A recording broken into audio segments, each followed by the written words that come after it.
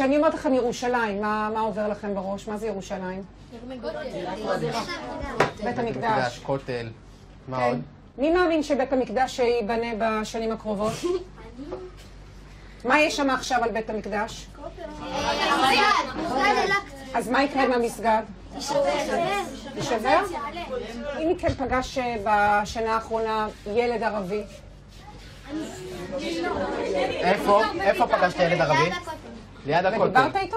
לא, הוא דחף אותי, אבל לא הלך. ומה קורה כשאתם רואים ילד ערבי? מה אתם מרגישים? פשוט זעם. זעם?